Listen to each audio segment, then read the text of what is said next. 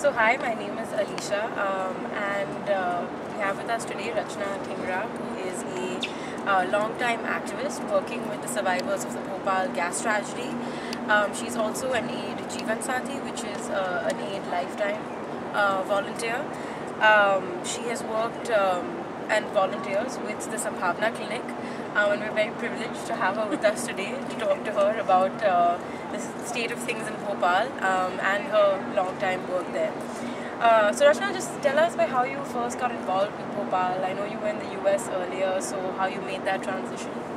I first heard about Bhopal actually in 98 when survivors from Bhopal and few activists from Bhopal had come asking support from the local Indian groups in Ann Arbor to oppose the merger between Dow Chemical and Union Carbide. And I was part of it at that time, and the local ecology group wrote to us saying, since you're part of an Indian group, why don't you come support people who have come from Bhopal. And at that time it was totally news to me that the issue of Bhopal was still alive. And I went there, I went to a talk, and that's when I first realized that not only that disaster was not only continuing after so many years, but things were worse than in 1984. So that's how I first heard about it, and this was a demonstration planned outside the headquarters of Dow, which was in Midland, Michigan. Participated in that, and that's how I got involved. And then interestingly, I got a job with a firm called Accenture, and my client happened to be Dow Chemical. Irony. Irony, yes, I know. And I thought I would join it and try to bring change from the inside, and tell people that, I mean, these would be all people my age, and how could they not relate and understand, you know. But I think after working for them for 2 years, I realized you cannot bring change from the inside. Corporation does not have a mind or emotions that it relates to. It's an entity that is only concerned about making bottom line profit. And that's when I quit. It was in 2002, and I moved to Bhopal in 2003, and I started working with this group called International Campaign for Justice in Bhopal full time since then. So I'm going to just question you a little bit about, you know, what you said was a very strong statement that you can't bring change from the inside in corporations. And could you talk a little bit more about that? Because corporations are also essentially made up of people, and what you were expecting was to go and talk to people and, you know, have them understand the issue like you did. And what was that barrier? How come you understand it and you couldn't get other people to understand it? Because I think, you know, corporations aren't going anywhere anytime soon. And so, and I think a lot of people are facing that battle right now, you know, which is the hope that, you know, we can work from the inside and work to change the system. And so could you talk about that a little bit more? I think the basic thing is that you cannot, the only thing that corporation is accountable to is to its shareholders.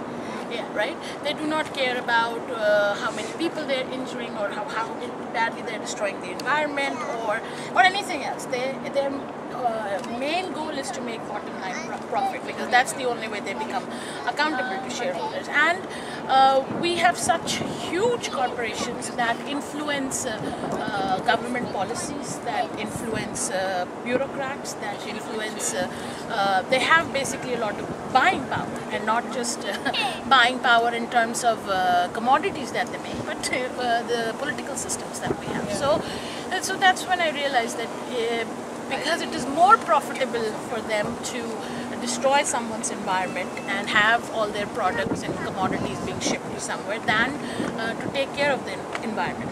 And it's not just about shipping stuff to India. I mean, wherever they can get away with, they will get away with. And I mean, you go to Midland, Michigan, where's the Dow headquarters. The entire town is owned by Dow Chemical. And there are parks which basically say, do not let your feet touch the soil in this park, because it's so heavily contaminated with dioxin. Dioxin in this country has one limit, what is allowed, but in Midland, Michigan, it has a limit of at least 14 times higher what is allowed in the rest of the country. So double standards exist in communities here where they're poor, communities of color, and where corporations have huge influence. So so as long as they continue to make profit, they are not going to be concerned with anything else, and you cannot bring emotions and logic and all that stuff. So you moved back to India in 2002. How long had you, in 2003, how long had you been in the US for that time? What work did you start doing immediately when you went back? Did you go back and get immediately involved with the Coalition for Justice in Bhopal, and talk about that process of, going back to India, and, how you went from perhaps being a supporter to a full-time engaged person in the campaign? So I had been in US roughly about 10 years. I went to high school here, I went to college, and then started working here as well. So I mean, it's a big transition. And Bhopal is a very conservative city to begin with. It's not that it's friendly to women, but it doesn't see women in doing such kind of activism. Even though the movement mostly is run by women. So it was difficult, and I wasn't even sure if I wanted to stay there for more than 6 months, as I thought I would just go see how things were and explore. But I think what changed my mind, that people itself, especially the women in Bhopal, were so committed to the idea of justice and life of dignity, that they felt that it was not just important to get monetary compensation for all the problems that they have suffered, that it was important that the corporations who have done this and the government, the people in government who are responsible, are punished for this. And I think that's this sense of justice and them being wronged is what made me stay there, makes me stay there, and their willingness to fight this. So that's something I think we could discuss more, which is, women on the front lines, which is what, we don't hear very often, and especially in sort of the battle of the chemical industries, it's sort of the women in the communities who see the first impacts, and it is the women in the communities who become the first activists. And so talk about, what you've seen as the journey of the women in Bhopal. And, I think there are similar journeys being made by women at the grassroots all over the world. And how that empowered you and has empowered them and can empower us. Well, if you just look at what happened in the disaster, right? It's a very conservative city with a lot of Muslim women who wore burqas, and as for Hindu women, hardly used to go out to work. But as the impact was borne worst by the women, say they're not only the breadwinners in the family who used to do hard labor work were not able to work. So women had to go and find work. Their gynecology systems and the reproductive systems were affected. They were either not able to have children or were having deformed children. Then their children bore the brunt, and women are the ones who take care of their children. So they not only became the breadwinners of the family, they not only took care of the children. I know women who used to work all night rolling beedies, just getting 20 rupees a day, and because in the daytime they had to look after their sick children, and came out on the streets to fight, and gave up, a lot of them gave up their burqas to come out and fight, and that itself in itself is a big inspiration, because, and this continues on till today. I mean, I don't know how it is for a mother to know that the breast milk that she's giving to her child is contaminated with mercury and lead. But to know that and to fight all of that on a daily basis with all the other problems that she has to face, it is totally inspirational. I don't have to do anything. I don't have to do a half of that. So a couple of different aspects of the campaign I want to discuss with you. One is, the actual activism on the ground. What have been some of the most recent events, failures and successes? If you could talk a little bit about that. So I would say one of our biggest success has been in the last few years is that we have been able to stop Dow Chemical from doing any substantial investment in India. And that's a huge thing, because it's a multi-billion-dollar industry, and they have power over our bureaucrats, our politicians and big parties, but we have been able to stop that, either through exposing through RTI or through walking from Bhopal to Delhi or from fasting. But we have come to a point, we started from a point where Indian government used to say that we will absolve Dow Chemical of all liability, to a stand now where they have gone ahead and filed a lawsuit against Dow Chemical saying that you need to pay for enhanced compensation for the gas claims. A lot more. I think there has been a lot of letdowns from the judiciary in Bhopal. health situation.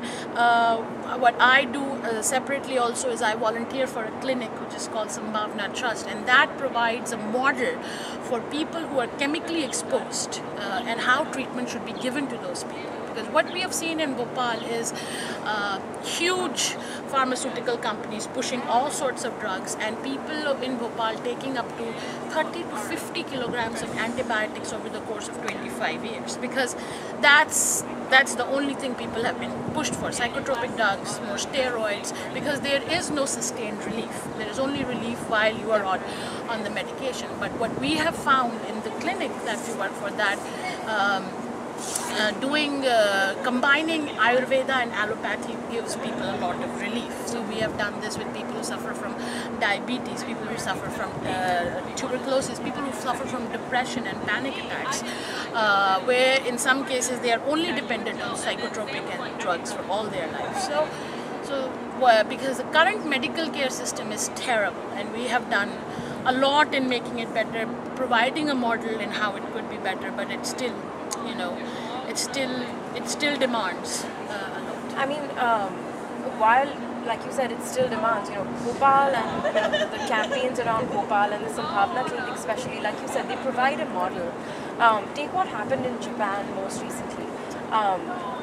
Is there a part of the movement that is about knowledge sharing? Because even though, of course, the movement still has a long way to go, there are many battles left to fight, there is a lot that you have learned in the last 26 years, which is a very long time of keeping hope alive and keeping the campaign alive and having the kind of successes you have. So, this nuclear disaster in Japan has sort of shaken everybody up to a different level about, what it could mean to bring in this kind of industry into your country. And so, how are you relating to things that are happening perhaps in other places in the world, and even in India with dangerous mining of ores and nuclear production? See, what surprises me most is that our country just doesn't learn. Like we have Jaitapur happening right there. Fukushima, there has enough literature that has come out that it was not functioning properly, yes, that there were silent Fukushimas happening, just like there were silent Bhopals happening before the Bhopal disaster happened, that there were problems. There was a person who worked for GE who had told them that something like this would happen, and now we have this whole thing in Jaitapur, in Maharashtra, where there's a big nuclear power plant. And just today, I saw an actual little comic book being produced by this Nuclear Power of India, Nuclear Corporation Power of India, which basically says, it's a story written in Hindi, a comic book, which basically talks about how safe nuclear energy is, and because it's used in sonography, it cannot be dangerous. It goes on to this. But Bhopal has always been one of the logos we have always followed is no more Bhopals. We believe that that there has to be no more Bhopals, and if there is justice in Bhopal, this world would be safer for us, because right now the precedent is the corporations can get away with polluting, killing and murdering people. But if we win in what we are doing, if we ensure that, then the precedent will be that the corporations just cannot come, kill, pollute and leave without any kind of liability. So this is not just about getting justice for people in Bhopal, but justice, for people who are fighting for toxic-free worlds. So that's one aspect, which is fighting for justice, which is at a higher level. The other aspect I'm going to pursue, which I don't know if the campaign has thought about and you have thought about, is in the US at least I've learned there's a whole language around these kind of movements. People talk about environmental justice. There's, environmental justice national campaign, they have national conferences. And I grew up studying in India, and first time I ever heard of the concept. There's just the literature, the idea, the same thing just does not exist in the schools, and I think not even in the colleges. So there is an immense amount of literature around Bhopal, but people in India still, one, don't know if it is an ongoing disaster, and two, haven't thought of the subject of perhaps environmental injustice and environmental justice. So the idea of younger people in schools and colleges learning about it and getting motivated, do you see like some engagement with education, or engagement on a level which is before we get to the justice needs to happen here point? Exactly. I think we are at a very crucial time in our country. But actually, just recently, NCRT did incorporated Bhopal story as one of the texts. This has been a long-standing demand that Bhopal be taught about in schools and colleges. But I think right now, if you look all over India, there is a lot of movements happening. All whether you take POSCO or Vedanta or Andhra Pradesh in Jaitapur, that are precisely talking about let's not have another Bhopal happen with us. So there is not the rhetoric around EJ is not there like we have in America, the environmental justice groups, but there is enough movement, and campaigning in India that talks and addresses all those issues, how the land is being taken away from the Adivasis, how it is being done in communities where mostly poor people live or where mostly Muslims live. So there is enough thing of environmental injustice, but the rhetoric might not be so popular, but it's there. So just bringing this back to you, which is what is the current role you are playing in ICJB, and a little more about the last 2 or 3 years and what's been like that been like for you.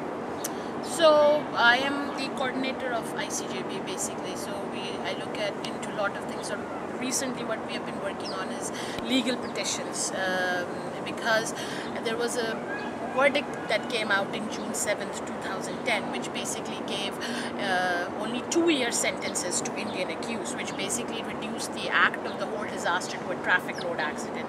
And there was a massive outrage on that, so government felt it had to do something. So they reopened the cases. So we have been working a lot on those and provide. So the cases that were opened were to give enhanced compensation, to give more compensation to people, and this compensation is being asked by Union Carbide and Dow Chemical, and that's going to be heard in July. So we've prepared basically how many people have, because government is not at all interested in actually giving data. So looking at ICMR data and saying that there are more than 23,000 people who have died, and this is your own agency that says that, and how much money you have. So basically doing a lot of that. Then I also do a lot of mobilizing within the community, spreading information. Last 3 years have been very active in the providing clean drinking water to people. So we walked from Bhopal to Delhi in 2008, had a long sat in Delhi for 4 months, where finally we are getting going to be getting clean drinking water. About 30% people are getting clean drinking water. Then a lot of my time is also spent in networking with other pollution impacted communities. Like we just went to Ireland to meet with this vibrant community that is fighting against Shell for last 9 years, that has basically resisted Shell from setting up a refinery in their area, and holding community meetings, and protesting, and actions against Dow and government goes as usual, but that's mostly my work. So I think the final thing is ICJB's relationship with aid, what being an aid Jeevan Sathi has been for you, how you came about aid, and a little more about how that's been. So I've been involved with aid since almost 1998. Wow. When I was in Ann Arbor, a very good friend of mine, Nishant, and I started this chapter actually, and we got involved in the Bhopal campaign in 2000 because of how the activists had come from Bhopal, and my involvement pretty much stayed with aid through that. And what I have realized that it brings together this range of diverse group of people, that you can motivate and inspire, and it could bring what we have seen is if you plug in the right information and thing, it could bring a lot of change, whether it is targeting Dow facilities here or all the CSR work that Dow has done. So that way it has been very supportive. All the walks that we have done in terms of supporting that, and plugging stuff in the media, it has been very helpful. And also I think the kind of flexibility it provides me as being a Jeevan Sathi, and kind of resources within the network it provides, I don't think it would be possible